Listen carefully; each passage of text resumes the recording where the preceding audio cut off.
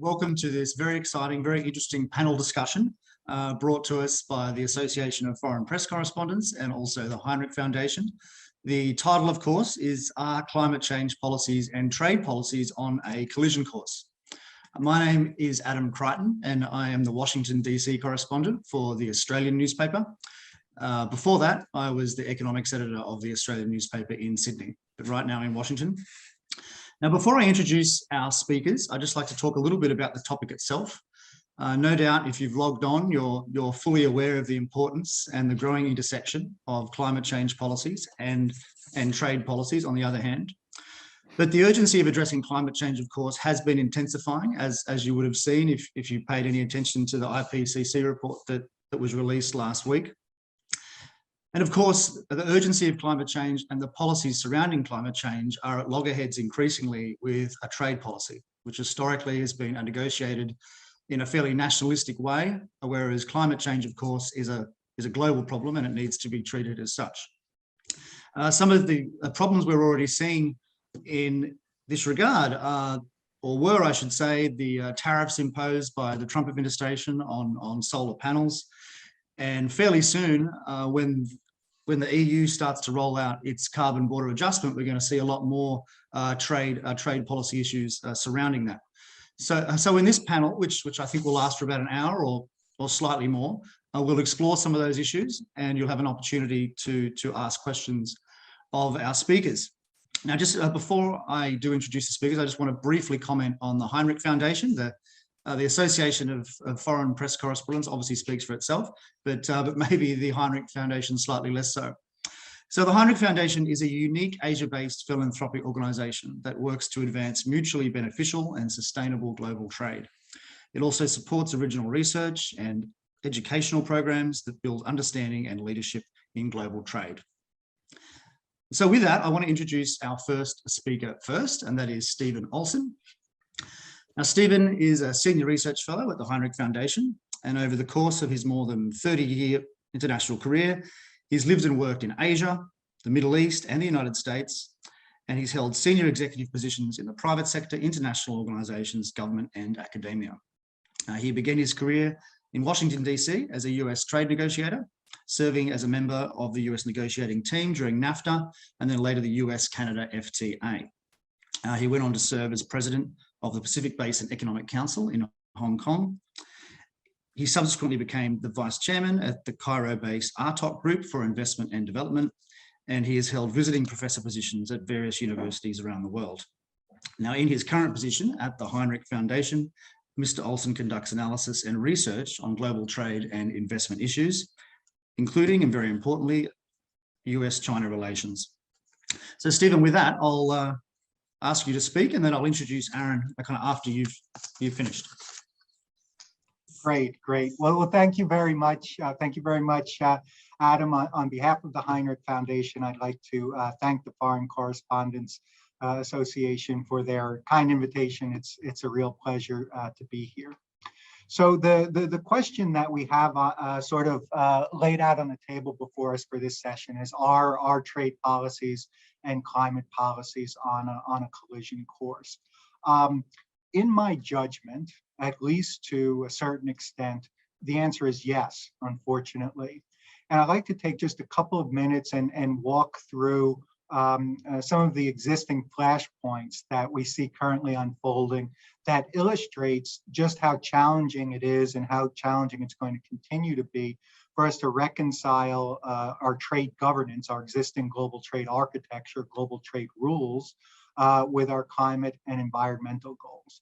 And so I'll start off with what probably is the big one, the European Union's carbon border adjustment mechanism. Now, much to its credit, the European Union has set fairly ambitious targets for itself. They intend to get down to, I think it is 55% of their 1990 emissions by 2030. And one of the acknowledged most effective ways to do that is to essentially associate a price for carbon, to charge companies for the carbon intensity of their manufacturing procedures. Now, makes perfect sense, but you do create a bit of a headache for yourself from a trade point of view, because you've then sort of tilted the playing field against your domestic producers and in favor of imported products that might enter the European Union from countries that do not associate a price with carbon. So the seemingly elegant solution to that then would be the carbon border adjustment mechanism, which would assess, for all intents and purposes, what would function like a tariff on products that are imported into the EU from countries that do not have a carbon pricing scheme in place. The European Union has their emissions trading system in place.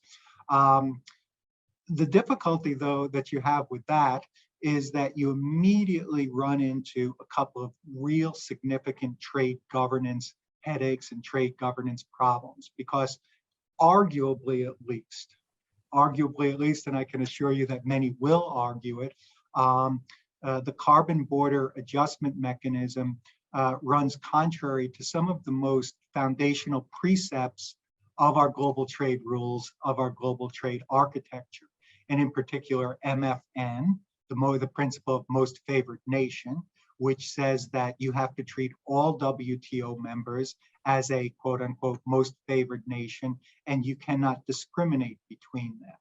You have to treat like products in a like manner. But of course, if you go ahead and implement this carbon border adjustment mechanism, you're at least arguably violating that sort of typically sacrosanct principle of global trade governance.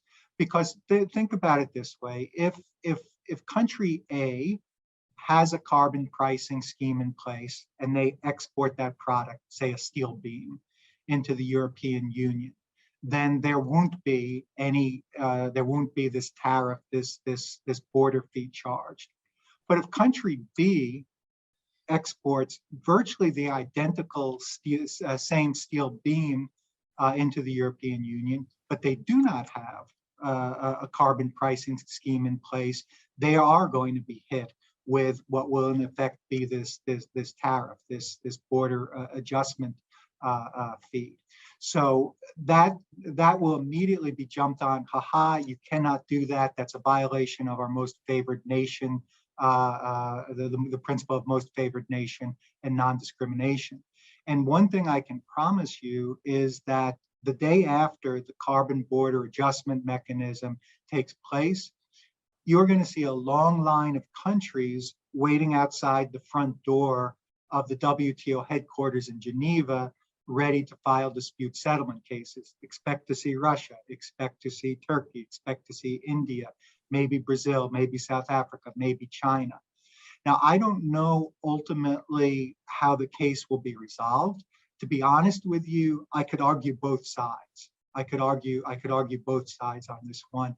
But the key point is it's going to be a real mess, and certainly worth all of us, I think, keeping an eye on. The second flashpoint that I'll touch briefly upon, which I think illustrates some of the challenges that we're going to face, involves Biden's Build Back Better program.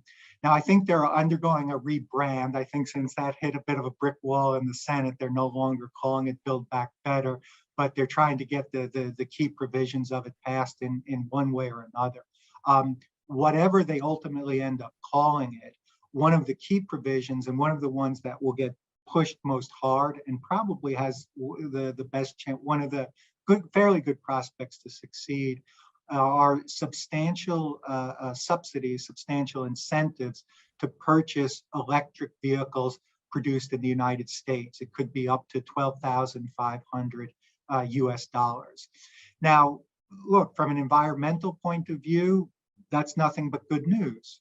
We've got to get more people driving electric vehicles. Electric vehicles are expensive, and if we can provide some subsidies to facilitate that, it should be all to the good.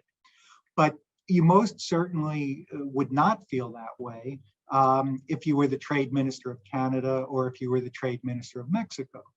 Because you would point out, as they have already pointed out, we have this thing called NAFTA, I know we're supposed to call it USMCA, but I was part of the negotiating team on NAFTA, and so I have a hard time accepting USMCA. But be that as it may, the NAFTA or the USMCA, one of its primary objectives, one of its primary accomplishments, in fact, was to create, in essence, a single integrated North American production base in the automotive industry.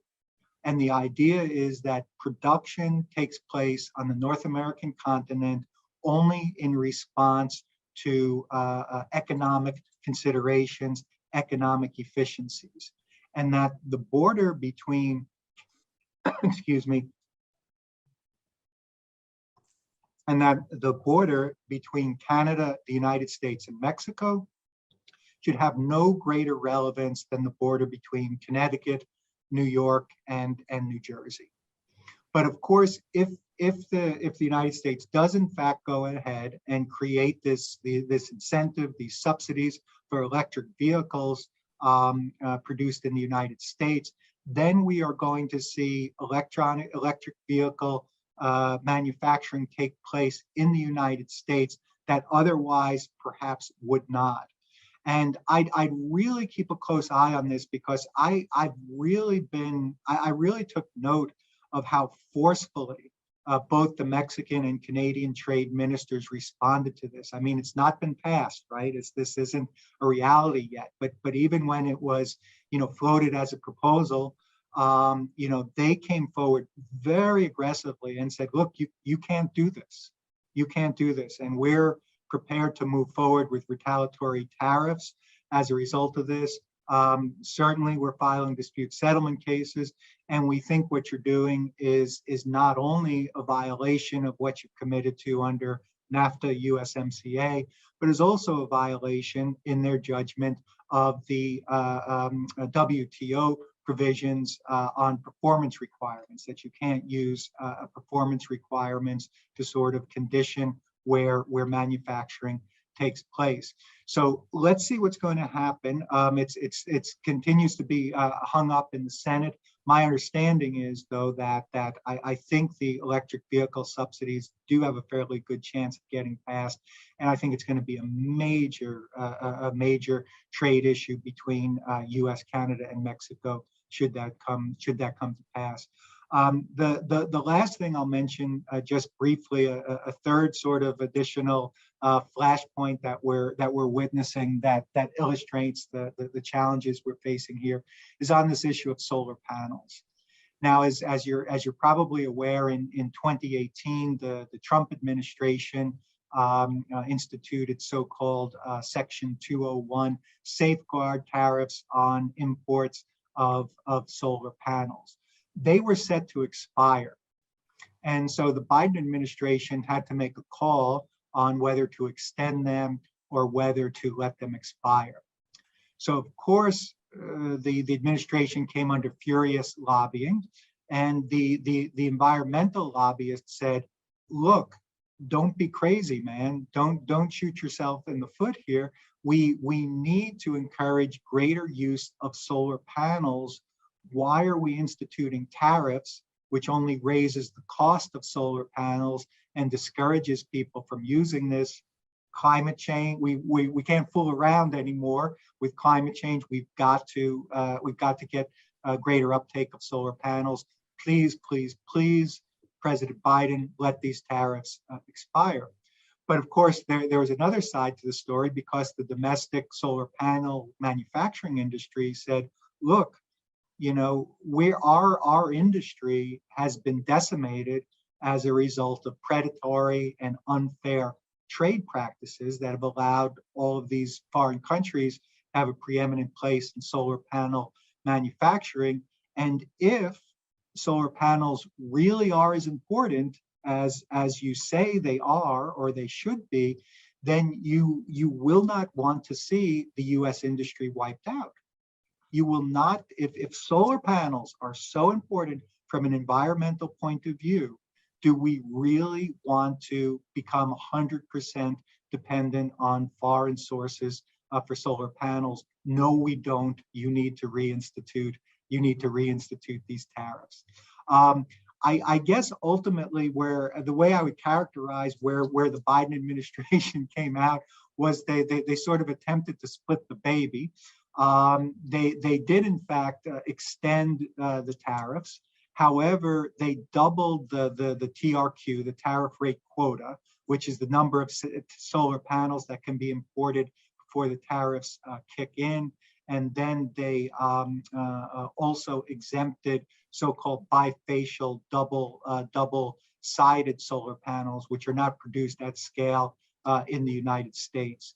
So, as I said, a little bit of a case of trying to split the baby, but I think a real good illustration of how complicated it is balancing these contradictory pressures between trade considerations and our climate policy and our environmental objectives. So I just wanted to briefly sketch those out. I'll bring my comments to a close now, and certainly look forward to Aaron's comments and then our discussion and Q&As. Thank you very much. Thank you very much, Stephen. A fascinating overview there, and certainly much food for thought for questions later. Let me now introduce our next speaker, who is Aaron Crosby. Now, he is a development economist with 30 years experience in the law and economics of sustainable development, especially in the areas of trade and investment, with current work in the areas of climate change, trade policy, and green industrial policy. He is a senior associate with the International Institute for Sustainable Development, a senior fellow with the European Roundtable on Climate Change and Sustainable Transition, a senior associate with the Intergovernmental Forum on Mining, Minerals, Metals, and Sustainable Development, and finally, a consulting advisor to Agora Industry. He's served as a trade policy advisor to the Canadian government on a number of select trade policy committees, and he's also consulted to a wide variety of governments and institutions, including the OECD, the World Bank, and the United Nations. So with that, I'll give the floor to Aaron. Thanks very much, Adam. And I'm sorry to make you stumble over some of the not well-named institutions I happen to be associated with. It's an unfortunate fact. They need better marketing people. Thanks to the Foreign Press correspondents for the opportunity to be here. I think this is an important and timely subject. And thanks to you, Stephen, for setting the table so nicely. I think it lets me come in and instead of involving in the weeds, get up to some of the bigger questions. And the first big question I want to ask is, why are we seeing these kinds of, I want to start by agreeing with Stephen that we are likely to see a clash, seeing a clash between the objectives of trade and environment, and trade and climate. But the question is, why are we seeing that? And why do I think we're going to be seeing more of it in future? Let me start by saying that climate policies are starting to get more meaningful. We are starting to see the rubber hit the road. We now have 76 parties representing 83 countries to the UN Framework Convention on Climate Change, communicating a net zero target to the Paris Agreement in their nationally determined contributions. That's their plans for how they will meet their climate change mitigation objectives. Those countries cover almost 75% of global greenhouse gas emissions. If you had done that survey even a year ago, it would look nothing like that. We're seeing a meaningful trend in increased ambition on climate. Over 30 of those countries have put those commitments into national law, so we start to get very significant. It's driven, and that trend will continue. It's driven by an increasing certainty of the science. We have, increasing, repeated iterations of IPCC reports that assure us with more certainty in all cases that climate change is happening and that we're responsible for it. It's also driven by public perception of the impacts. I sit in Western Canada, and we suffered a horrible summer of unprecedented heat, unprecedented wildfires, and unprecedented flooding. You don't have people experiencing those kinds of impacts without commensurate pressure on politicians to take action. And the third prong is technology. We've seen costs dropping like rocks in technologies like solar, wind turbines, batteries for electric vehicle transport, storage for electricity, renewable electricity or others. And when you see those costs drop, ambition becomes more feasible. All of those trends will continue to get more acute, leading us to more ambitious climate policy. Those policies involve, at a very basic level, sticks in the form of carbon pricing and regulations, and carrots in the form of green industrial policy. And here, think of Biden's Build Back Better platform. So what are the sources of conflict? Well, on green industrial policy, it's obvious. And I think, Stephen alluded to some of the more obvious ones. The first wave of conflicts came in the first wave of climate change regulations, which involved renewable energy, wind turbines and solar panels. We saw no less than 17 WTO cases brought against countries for their renewable energy plans and policies, mostly because they did not just involve a desire to put in place more solar panels, they also involved a desire to manufacture more of those solar panels. So there were requirements that in order to benefit from the subsidies, parts of them had to be manufactured domestically. The next wave of that sort of climate change ambition and green industrial policy, of course, is in electric vehicles. And we're seeing now, as Stephen said, the roots of the same kinds of issues, which conflate or mash together green industrial policy, climate goals, and environmental goals. The question, though, is, and I'm going to take a little side trip here, is this stuff really a conflict? Because at the end of the day, let's take the electric vehicles subsidies as an example of that. It's true we want more electric vehicles on the road. If we really want more electric vehicles on the road, we'll make them cheaper to buy. And restricting the incentives to only those electric vehicles that had a high percentage of manufacturing done in the United States makes them more expensive to buy. So you are actually, there is a conflict here between industrial policy and climate objectives, but I would argue not between trade and climate objectives, because trade policy would have you, again, allow the cheapest products in, as long as they are not polluting. Here you see actually a harmony between environmental objectives and trade objectives. I do see a more fundamental conflict, though, between when we start talking about the sticks, the carbon pricing and the regulation. So, Stephen mentioned again, probably the biggest flashpoint being the carbon border adjustment mechanism that the European Union has proposed to put in place. We have that proposal from the European Union to come into force by 2023 and ramp up to full effectiveness by 2036. This instrument at the border that charges imports as if they had been produced in the EU, makes them buy allowances as if they were part of the European emissions trading system. We also have just wrapped up consultations in Canada on what a border carbon adjustment regime might look like in Canada. You've had the UK announcing on and off that they will probably put one in place if the EU does, because they want that seamless flow of goods. You have had the US repeatedly pledge to put something like this in place, with, of course, the primary challenge that there is no carbon price in the US to which you can actually attach some kind of an adjustment. So we'll wait to see what that looks like. But in a world of increasing climate ambition, and in a world of uneven climate ambition, as Stephen said, that kind of policy domestically, ramping up your carbon price domestically, as Canada has been doing and as the EU has been doing, demands that you also somehow accommodate for the fact that you're putting your domestic producers at risk of what we call leakage.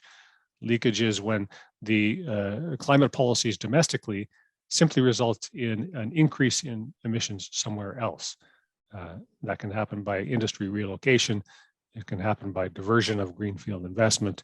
It can happen by loss of global markets. One way or another, your climate policies are ineffective. They're just transferring your emissions to somewhere else. And from a global perspective, that makes no sense. So how do you deal with that? In the context of increasing ambition on climate and uneven ambition on climate, I would say we're going to see not just the European Union put in place border carbon adjustment, but probably Canada will be next. We have a carbon price that's legislated to increase to $170 a ton by 2030. Any country that starts to take meaningful ambition on pricing is going to have to worry about what happens with those energy intensive trade exposed sectors like steel, aluminum, cement, nitrate fertilizers, and take action commensurate that puts these kinds of things in at the border. On this one, I think there is a legitimate crisis, a flashpoint of conflict between trade rules and environmental rules. You do have, so at a fundamental level, you have a conflict between what's allowed under trade rules, as Stephen said, and what intends to be done under these mechanisms. As Stephen said, you can argue both sides of this issue. It is true that you can't discriminate under GATT law between like products when they show up at the border.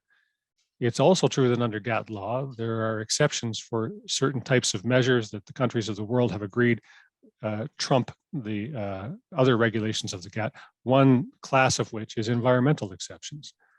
They're very there are a number of strictures put in place to make sure that you can't dress up protectionism in green clothing and benefit from these exceptions. But at the end of the day, those exceptions have been shown to allow unilateral actions that discriminate on the basis of how a good was produced.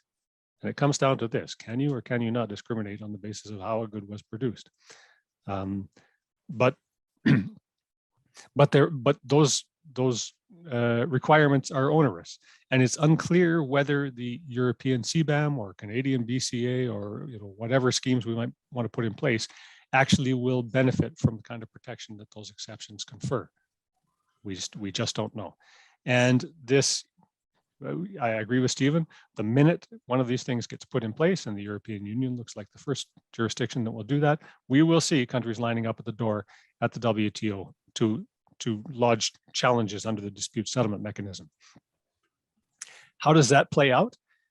Well, win or lose, I would argue that it's not a good idea. Stephen described it as a mess. I think that's a great idea, a great description.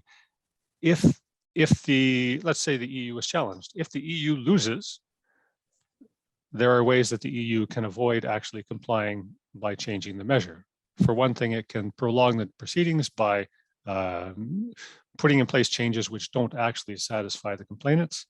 Recall that the EU, when it was challenged by the US on its Airbus subsidies, did this such that it took, in the final event, 15 years to resolve the conflict to the satisfaction of all parties.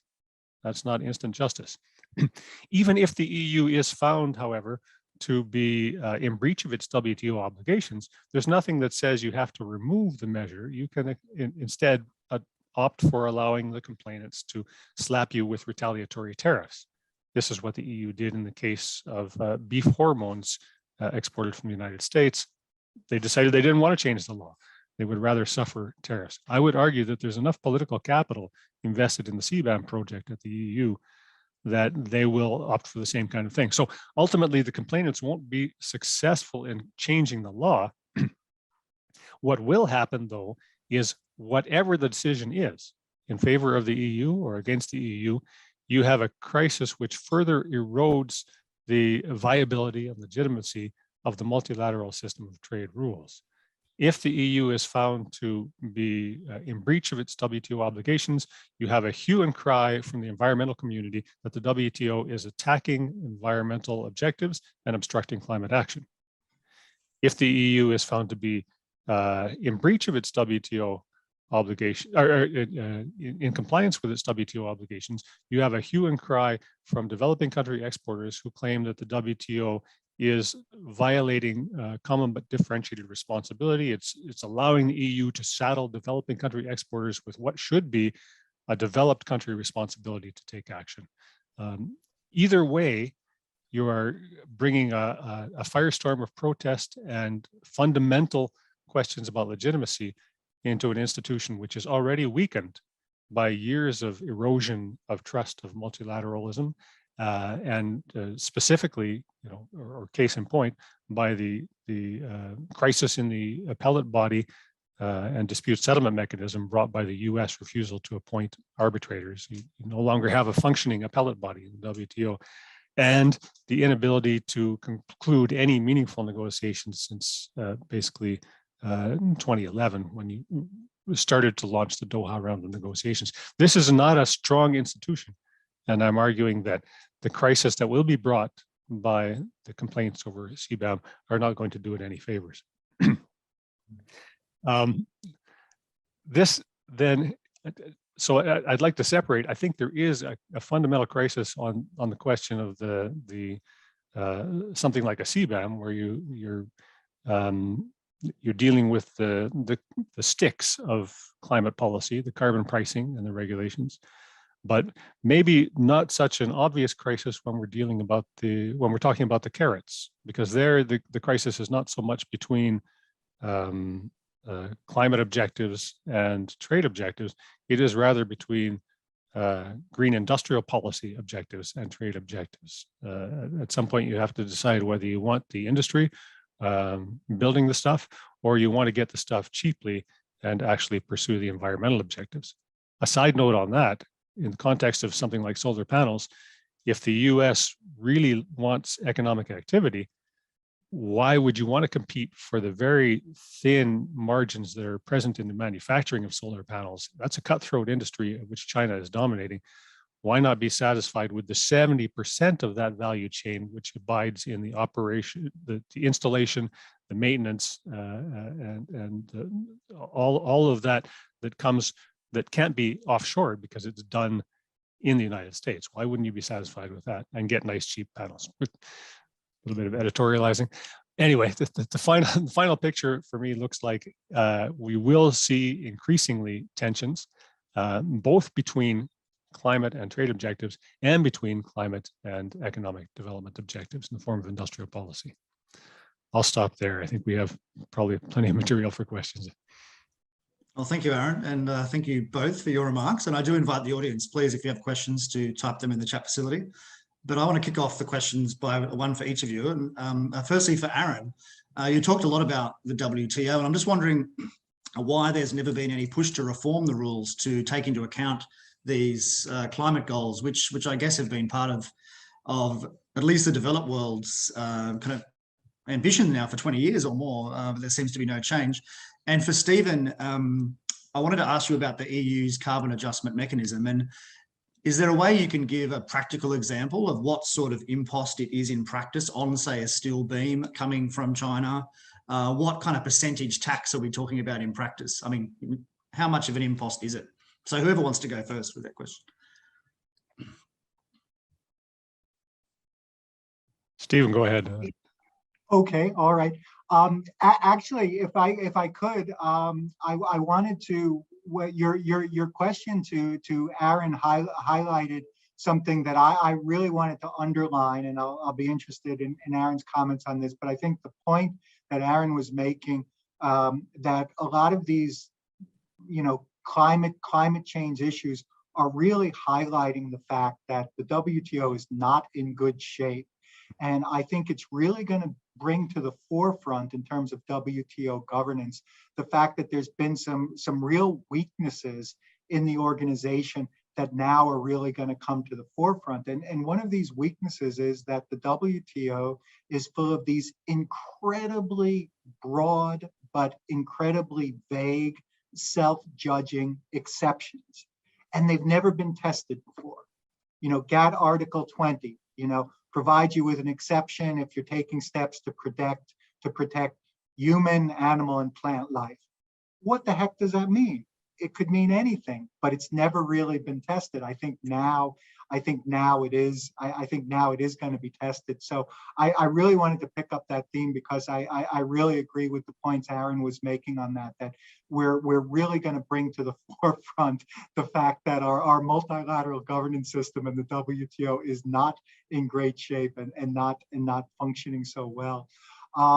Adam, on the question you asked me, it's hard to answer definitively, because the way it works, at least as far as I understand it, is that they will look at, well, first of all, I think a lot of this hasn't been definitively set, right? So we don't have a finalized carbon border adjustment mechanism ready to roll into place.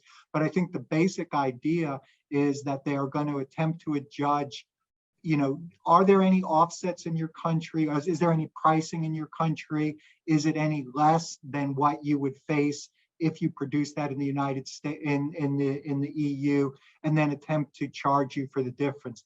What that might be in terms of a steel beam from China, I don't know.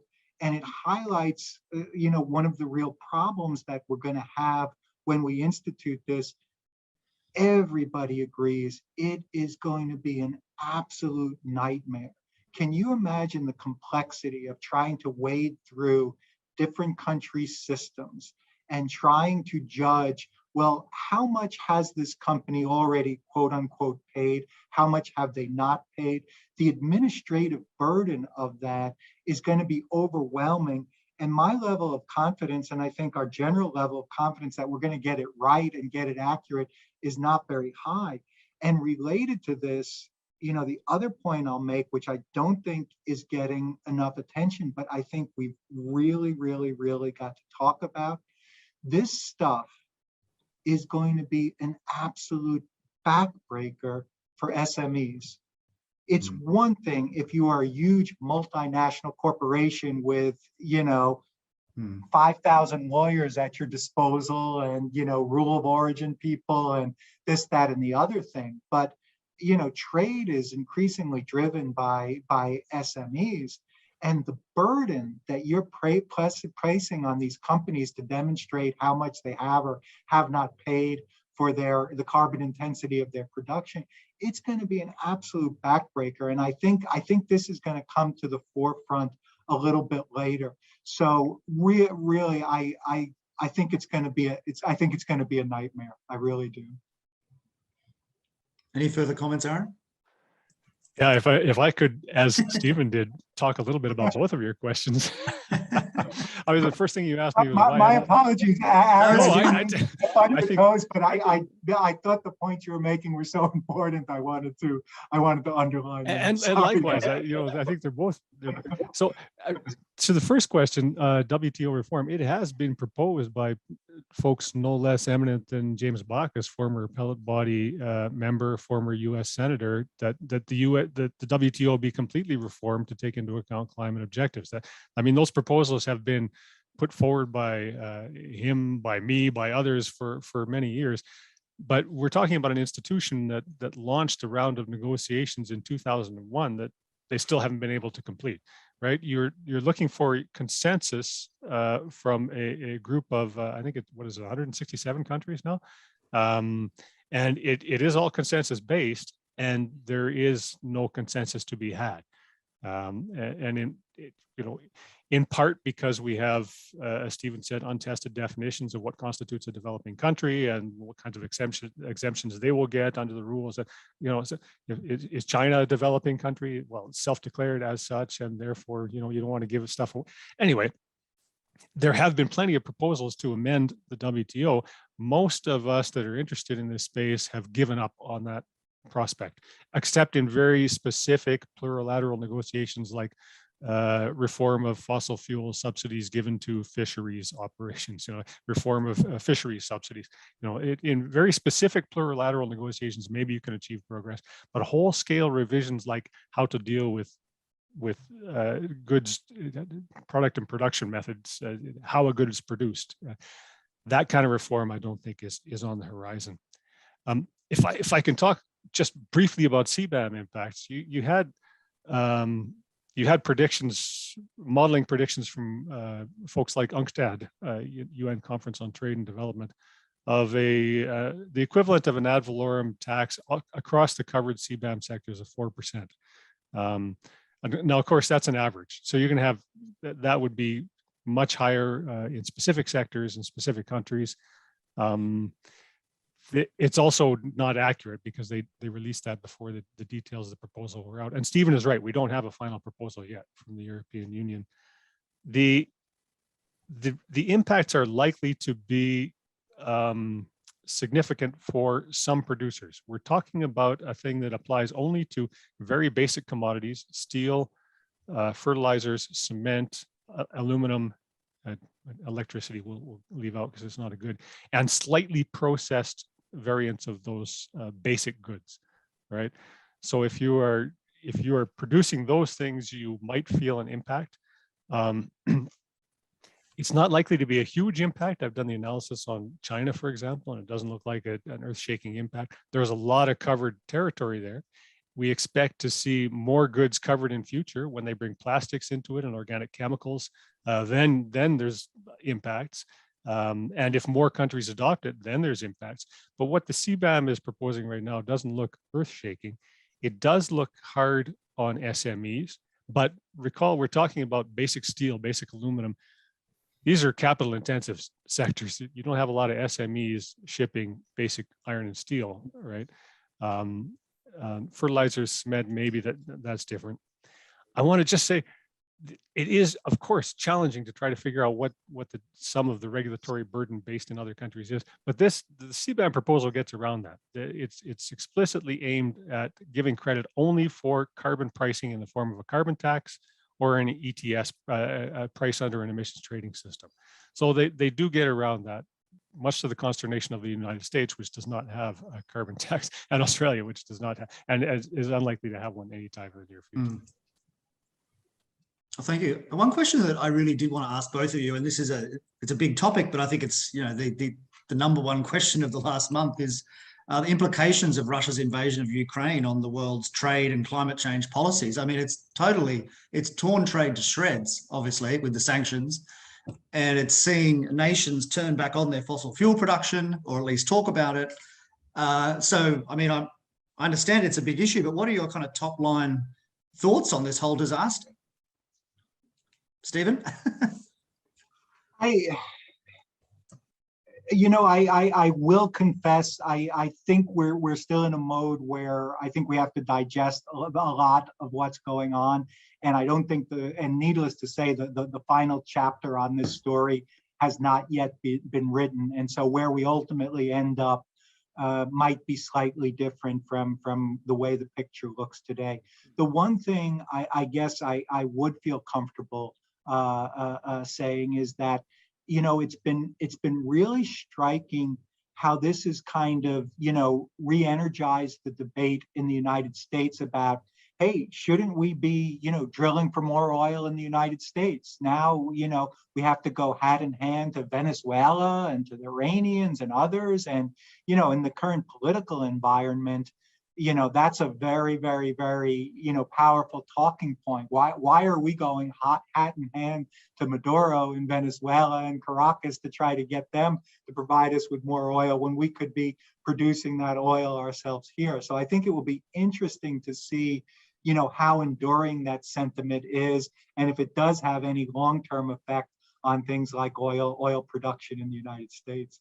But as I said, I think, this is still early days, and I think we have to see how things ultimately play out and where we are when the dust finally settles on this. I think that's right. But already you have seen the European Union do some amazing foreign policy changes. Germany, the president of the G7, had laid out this ambitious agenda for where it wanted to go with climate change. It wanted to have climate clubs of the willing. They would cooperate on carbon pricing and, all of this stuff, industrial decarbonization. Well, that stuff is all immediately shuffled to the back burner to the, because you now have a prominent and overriding drive toward energy security within Europe, right? There's that has become the primary and only driving issue on climate change at this point. We have to get European Union off Russian gas, and that's going to be done with green hydrogen. It's going to be done with solar. It's going to be done with wind. In the short term, it's going to be done with coal, right? So we're you have very different short-term and long-term dynamic effects here. In the short term, you don't have all that other capacity. You've got coal plants that are ready to fire up right now, and gas plants. But in the long term, you're going to see the European Union turn toward a much more energy independent and on a much more accelerated timetable than they had previously envisioned to do. That then comes back to, North American policy, where, I'm sitting in Canada, we are also distressed that the United States is going to Maduro. We'll export you more oil, just, give us the pipeline to do it. But that's the immediate impacts. In the long term, and we're talking about building pipelines for LNG export facilities to relieve Europe of the burden of Russian imports.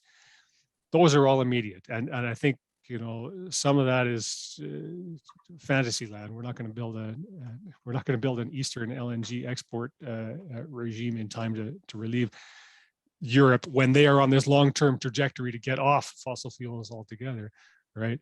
But the more long-term impacts, I think, are not just within the European Union, but all countries of the world are thinking about what this means in terms of their energy security and how they see themselves long-term providing for themselves in the context of a really what we thought was a stable trading world, which now turns out to be not so stable. Yeah, no, they're fascinating insights. I mean, is there any, you mentioned Australia before, and I wanted to get in a question about Australia's lack of a emissions trading scheme. It was a big political issue there about 8-9 years ago, and one of the governments removed the emissions trading scheme. Does this new environment give countries like Australia more of a free pass to not pass these trading schemes, given the push for energy security and so forth? I mean, has it changed the politics of climate change or not?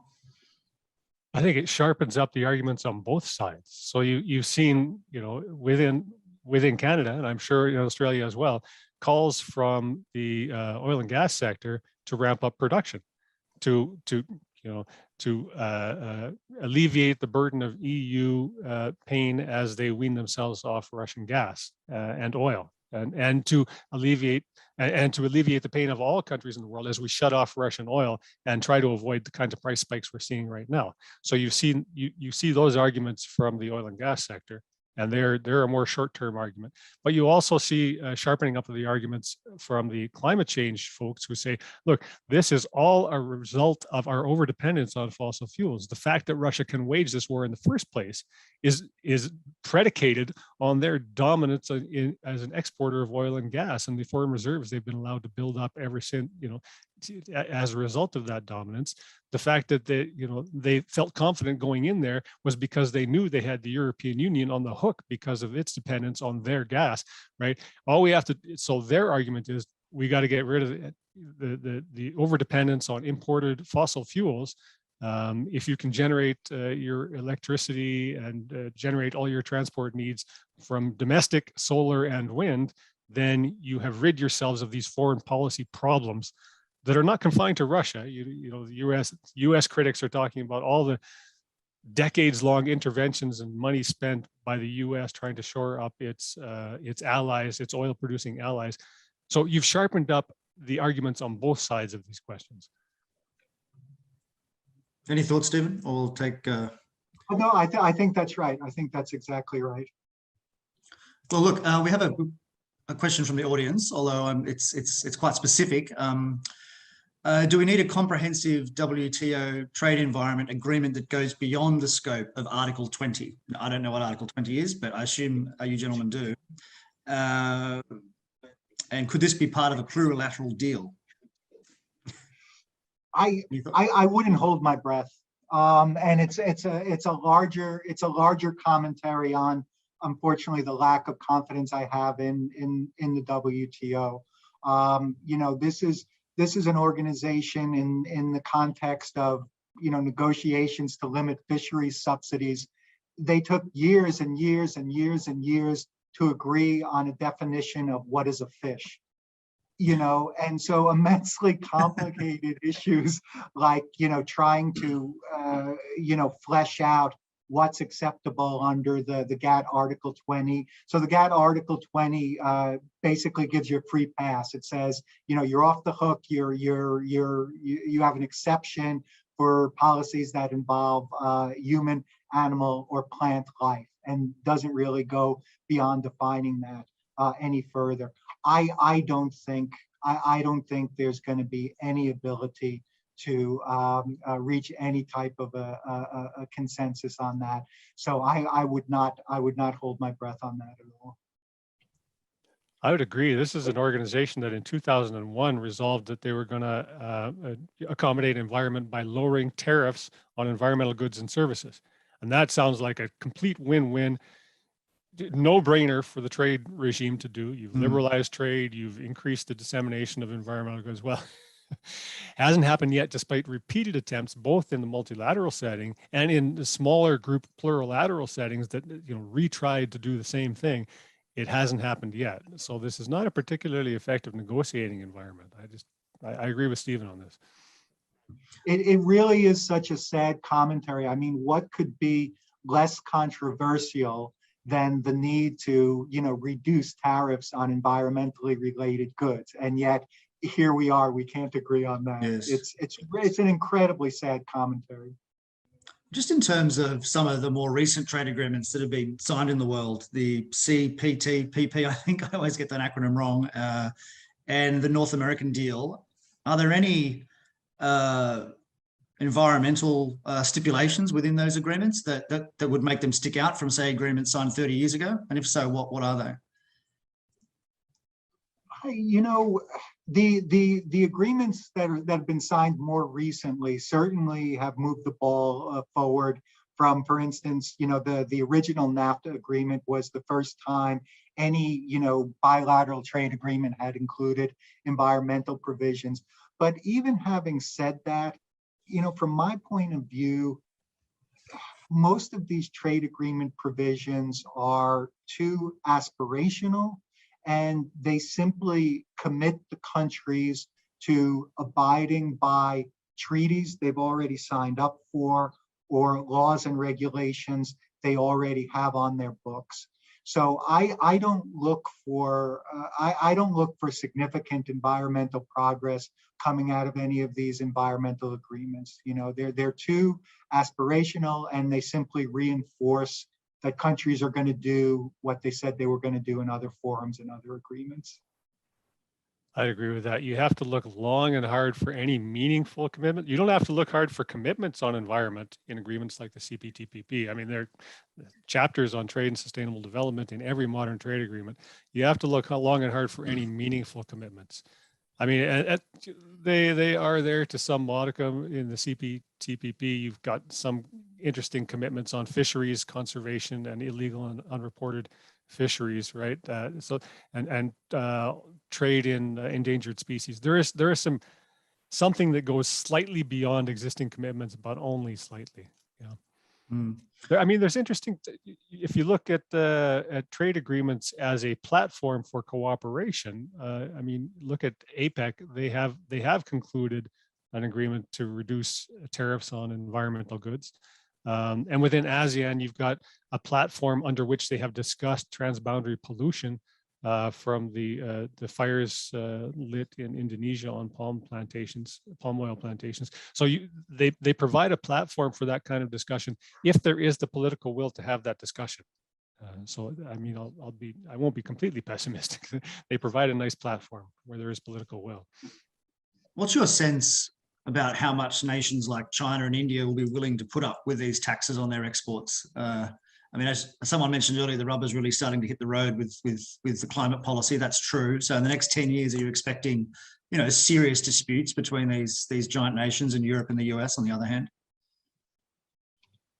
I think so. In the context of this larger debate, or this larger source of dissatisfaction we have, where so many developing countries are saying, hey, we're not the ones who created this problem. We're not the ones who industrialized 100 years ago and brought our climate to the point we are today. And yet you guys who have now, conveniently transitioned to service-driven economies and gotten out of the business of many of these dirty, polluting industries, now want to, have us kind of pick up the bill for what you guys have been doing for the past century. So I do think it's going to be an increasing flashpoint, India in particular, but I do think you have to look at which country, what specific measures are we talking about, and which countries would be most directly affected by those. But yeah, I do expect to see more of this. I agree. It's flash, and it's an interesting question, right? So the CBAM is is putting burdens on developing country exporters, which, as Stephen said, those countries were not usually part of the climate change problem historically, right? And we have commitments by developed countries under the UNFCCC and Paris Agreement that they should take leadership in dealing with the climate change problem. So it seems incongruous in that sense. But on the other hand, you can argue this both ways. On the other hand, if there is a commitment from developing countries or from developed countries that they need to take leadership action, you could look at what the European Union is doing in the way of climate pricing. As Stephen said, 50% reduction in emissions over 1990 levels by 2030. That's a full-scale transformation of their society. Maybe that is that's the definition of climate leadership, and you can't do it without trying to avoid leakage somehow. So, I mean, you can argue this from both sides. At the end of the day, I'm not an apologist for CBAM. I think it's a terrible instrument, but in fairness, it's not imposing a burden on foreign producers any different than what's being imposed on domestic producers in the EU. So it's not protectionist in that sense, right? All it is doing is allowing the EU to inflict pain on itself, right? If you want to think of it in that sense, right?